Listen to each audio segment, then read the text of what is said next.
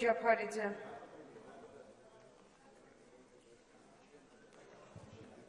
მოგესალმებით, დიდი მადლობა. მეც ეკონომიკურ თემას გავაგზავნებ, რადგან ჭიათურის პრობლემებზე იყო საუბარი, მე ზოგადად ქვეყანაში შექმნილ ეკონომიკურ მდგომარეობაზე ვისაუბრებ. ეს მდგომარეობა არის ურთულესი, გვაქვს ძალიან არასახარბიელო ეკონომიკური მაჩვენებლები, ძალიან ბევრი მიმართულებით და რასაც ხედავთ იმას, რომ რაღაცა მინიმალური წინსვლა თუ დაფიქსირდა რომელიმე რაღაც ეკონომიკურ მაჩვენებელში, ამას მთავრობა ხატავს შემდეგ რაღაც ფანტასტიკურ წინსვლას, თითქოს რაღაცა გარღვევა მოხდა და წავედით სწრაფებით წინ. მაგალითი იყო ამისი ეკონომიკის მინისტრი, რომელმაც აპრილის მონაცემზე დაყრდნობით თქვა, რომ 4%-იან ზრდამდე ავედითო და რა ფანტასტიკური შედეგი გვაქვს და დაამთავრდა ყველაფერი, აწი ყველაფერი კარგად იქნებაო.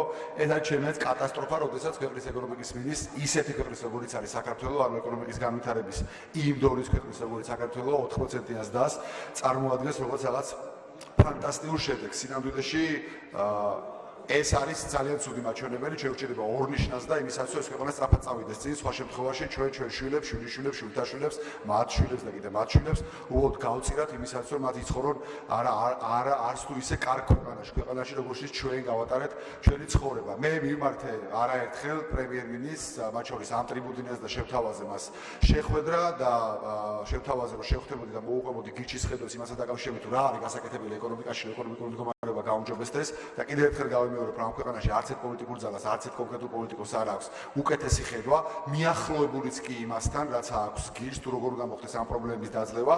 მე მივიღე საჯარო პასუხი პრემიერ-მინისტრთან ერთ-ერთი რადიოს ტელეეთერში, რომ ის აპირებდა ჩვენთან შეხვედრას, თუმცა საბოლოო ჯამში ეს შეხვედრა არ შედგა. ჩვენ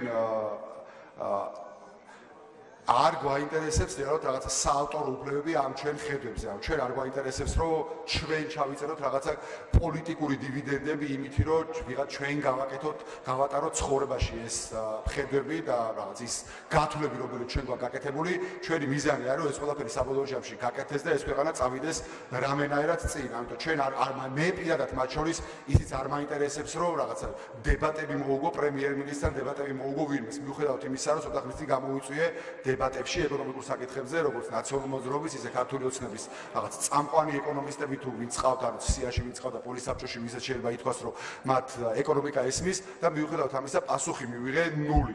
გასაგებია, რომ ნაციონალურ მოძრაობასაც და ქართულ ოცნებასაც ორივეს აქვს სერიოზული შიში იმისა, რომ დაუჯდეს გირჩ ეკონომიკურ დებატებში, იმიტომ რომ ერთმაც და მეორემაც იცის კარგად, რომ პირწმინდა წააგებენ ამ დებატებს. მაგრამ კიდევ ვიმეორებ, ჩემი მიზანი არ არის დებატების მოგება. დებატების მოგება ეკონომიკურ საკითხებზე ჩემთვის არ არის რაღაცა ახალი.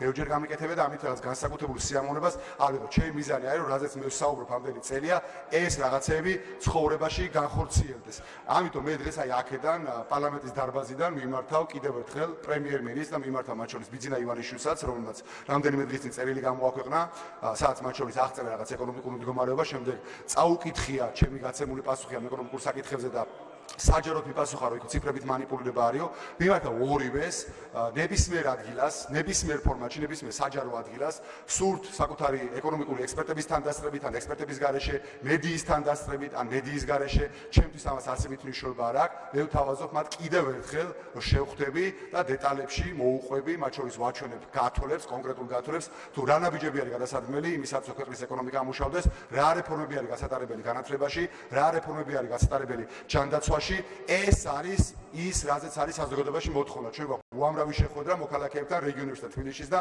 მთავარი მოთხოვნა მოქალაქეების არის ის, რომ პოლიტიკოსები და პოლიტიკური ძალები უნდა საუბრობდნენ ეკონომიკურ პრობლემებზე, იმ პრობლემებზე, რომელიც მოსახლეობას აწუხებს. ამიტომ მე კიდევ ერთხელ თავაზობ მათ ასეთ შეხვედრას და თავაზობ, რომ მოუყვები რა ნაბიჯები არის გადასადგმელი.